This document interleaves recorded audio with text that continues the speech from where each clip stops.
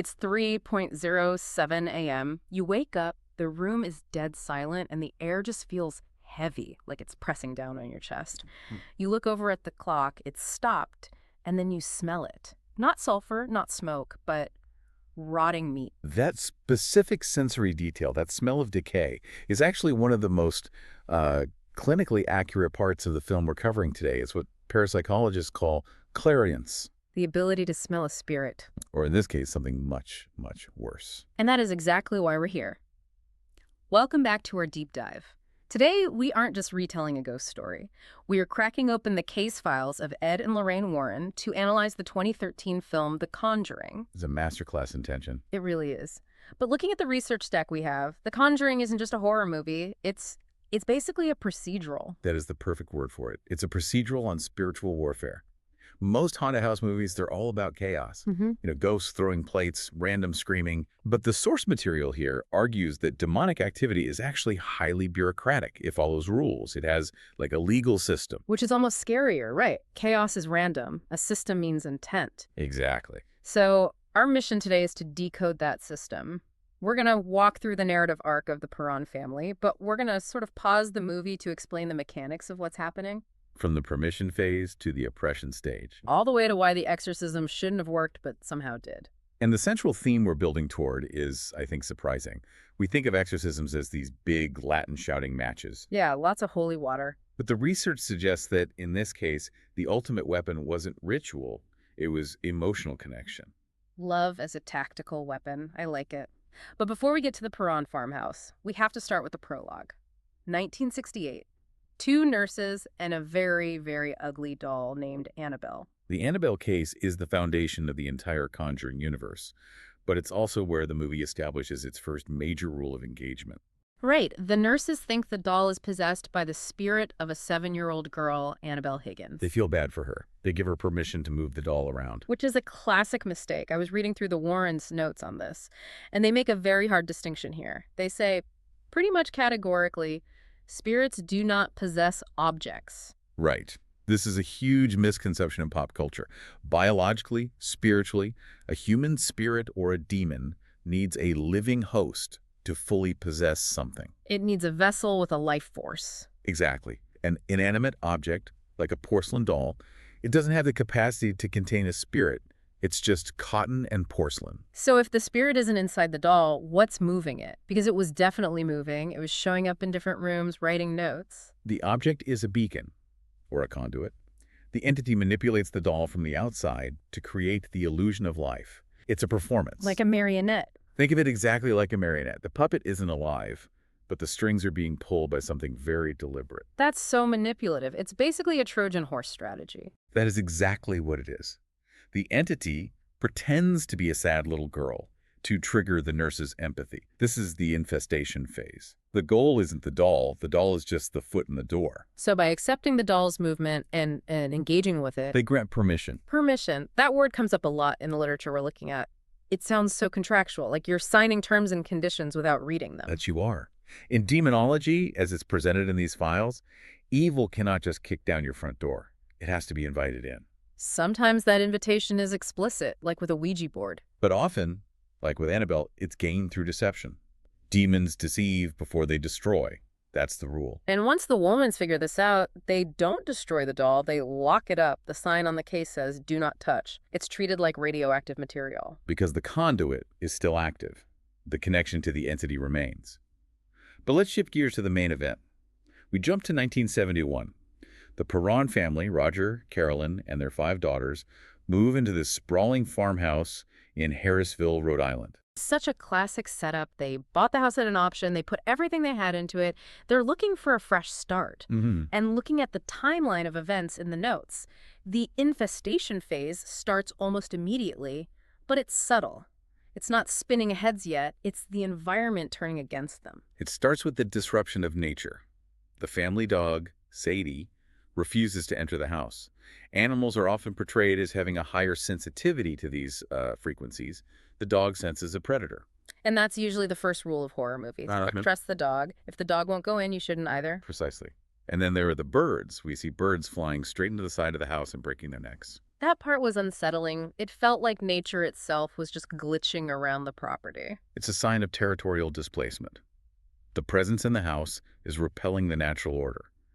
But the most specific detail, the one you mentioned in the intro, is the time, 3:07 a.m. Every single night, Carolyn wakes up, clock stopped. Why 3:07? I know 3:0 a.m. is usually called the witching hour, but the specificity feels important. Why not just midnight? It is about intent. In the Catholic tradition, 3:00 p.m. is the hour of mercy, the time Christ is said to have died. It represents the height of holiness and sacrifice. Okay, so 3:00 a.m. is the inversion of that. It's the demonic mocking of the Holy Trinity. It's blasphemy. So the entity is flipping the script. It's taking the holiest moment and just inverting it. It's basically broadcasting its signal. If this were a human ghost, say, a Victorian lady looking for her lost locket, the activity would be random. It would happen whenever she felt like it. Right. But by hitting 3:07 a.m. consistently, the entity is telling anyone who knows how to listen, I am not human and I am mocking your God. That's bold and terrifying. It establishes that we aren't dealing with a confused spirit. We are dealing with something arrogant. Exactly. And as we move from infestation to the next stage, oppression, the targeting gets very specific. The kids see scary stuff, sure. A woman hanging from a tree, feet being pulled while they sleep. Right.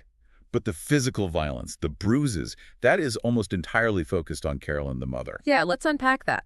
Carolyn wakes up with these massive, unexplained bruises. It looks like she's been grabbed. Why her? Why not Roger, the dad? Or why not just torment the kids? This is pure strategy. If you look at the sociology of a family unit, especially in this time period, the mother is the emotional and spiritual anchor. She is the protector. So you take out the general first. Precisely. The entity knows that if it breaks the father, the mother will rally the children. She will keep them together. But if it breaks the mother, if it corrupts the source of nurturing, the family crumbles from within. So the bruises aren't just injuries? They're marks of ownership.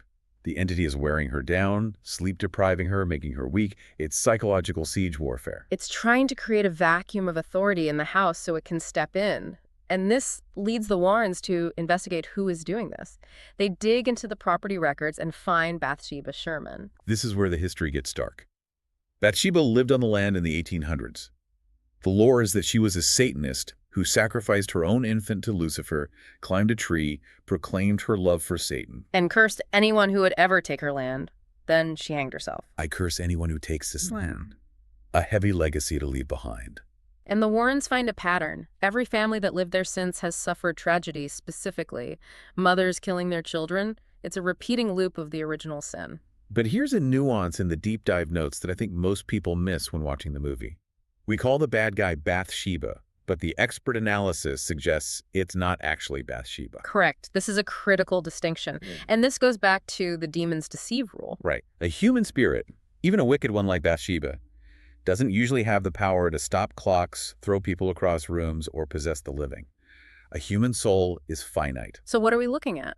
The theory is that a demonic entity is using the memory and the spirit of Bathsheba as a mask. A mask, like a costume. Think about it. A demon is an abstract, cosmic evil. It's hard to relate to. It has no face. But a scary witch lady? That's a narrative humans understand. It's a figure of fear we recognize. So it's playing a role. The demon wears Bathsheba like a costume to terrify the family specifically. It wants to replicate the tragedy. It wants Carolyn to kill her kids, so it uses the persona of a woman who did exactly that. That makes the enemy so much more dangerous. It's not just a ghost with a grudge. It's an intelligent force playing a role to get a specific outcome. It's theater. Huh. Cruel, deadly theater. Yeah. And the family falls right into the trap. Which brings us to the seance. The turning point. And honestly, looking at the notes, this seems like the biggest tactical error the protagonists make. Oh, it is. From a cinematic perspective, it's a great scene. But technically, it's a disaster. Set the scene for us. Carolyn is falling apart. She can't go into the basement. She's seeing things. The Warrens want to help, so Lorraine decides to conduct a seance to communicate with the spirit. And the notes highlight that the Catholic Church and the Warrens themselves usually strictly forbid seances in these cases. Because it's an invitation again. It's more than an invitation. It opens a door. A seance is a request for communication. It lowers the barrier between the living and the dead. By acknowledging the entity and asking it to speak, they effectively dropped the drawbridge. They gave it a spotlight. And the result is immediate. The activity doesn't get better. It gets exponentially worse. The entity accepts the invitation and moves from oppression to the final stage, possession. It stops knocking on the door and enters the house, or in this case, enters Carolyn. The goal is no longer to scare them away. The goal is to consume Carolyn and force her to reenact the sacrifice. This leads to the climax. The family is fleeing the house, but Carolyn is gone. She's fully under the influence, driving the kids back to the house to kill them. It's horrifying. And the Warrens catch up, but they have a bureaucratic problem. They can't get a priest. Right. And this is where the procedural aspect creates real tension. An official exorcism requires evidence, a petition to the bishop, an investigation. Yeah. It takes weeks. They have minutes. Carolyn is holding scissors to her own child. So Ed Warren makes a choice. He decides to perform the exorcism himself. And remember, Ed is a demonologist, but he is not a priest. Which means he's going into a gunfight with a knife. Why is that? Why does it matter if he's a priest or not? It's just reading words from a book, isn't it? In the lore, the authority comes from the church, not the individual. It's about standing. A priest is an ordained representative. Ed is a civilian. So when Ed commands the demon to leave, he's doing it on his own authority. And you see it in the scene. He's reading the Latin, he's throwing holy water, but the demon is laughing at him. It's physically attacking him, throwing him against the wall. The ritual isn't working because he lacks the standing to enforce it. This is the moment where the movie transcends the genre, I think, because if the ritual fails, they're dead. The book isn't working. But then Lorraine steps in. And she doesn't use Latin. She doesn't use a crucifix. She touches Carolyn's face. She changes the battlefield. She realizes that this isn't a legal battle anymore. It's a battle of wills. The demon is trying to suppress Carolyn's identity, herself. So Lorraine tries to reignite that self. She screams, "Carolyn, remember the beach." She invokes a core memory, a specific moment of pure joy and love with her family. It's an identity check. She's bypassing the demon and talking straight to the human buried underneath. Exactly. Possession requires the host to surrender their will, to forget who they are. By forcing Carolyn to remember that specific feeling of love, Lorraine reconnects Carolyn to her own humanity. And the demon can't coexist with that. It's oil and water. The source analysis puts it beautifully. Love is the ultimate weapon. It sounds cheesy on a Hallmark card, but in the mechanics of the supernatural world, love is a high-frequency energy that repels the low-frequency energy of the demonic. So it wasn't the power of the church that saved her, it was the power of her own motherhood. It was the bond. The demon tried to use the family structure to destroy her by threatening the kids, but ultimately that same structure was her salvation. Her love for the children was stronger than the demon's hate. That's a powerful subversion of the trope. Usually the priest saves the day. Here, the mom saves herself with a little help. It reinforces the film's broader theme. Faith isn't just about religion. Faith is about connection to others. The isolation was the weapon of the enemy. Connection was the cure. So the demon is expelled. Carolyn collapses. The haze lifts. She doesn't remember the attempt on her kids' lives, which is, I guess, a mercy. The family is safe. But the movie doesn't let us off the hook completely. No, it ends with a message from the Vatican approving the case for the Annabelle doll, bringing us full circle. And then we get that final quote from Lorraine Warren on the screen. There's something terrible out there, and it's coming. Which brings us to the elephant in the room. We've analyzed the narrative, we've broken down the rules, but is any of this real? That is the million-dollar question. The Perron family stands by their story. They say the movie is actually toned down compared to what they lived through for 10 years. 10 years? They stayed for 10 years? That seems impossible. They couldn't afford to move, which is the most realistic horror element of all financial entrapment. They were stuck. Wow. But scientifically, no. There is no empirical proof, no ghosts in a jar.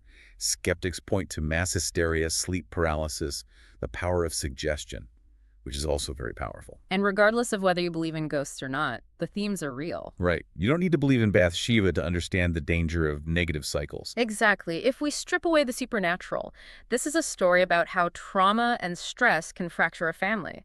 It's about how demons, metaphorical or otherwise, prey on our vulnerabilities. The demon entered because the family was isolated, stressed, and afraid.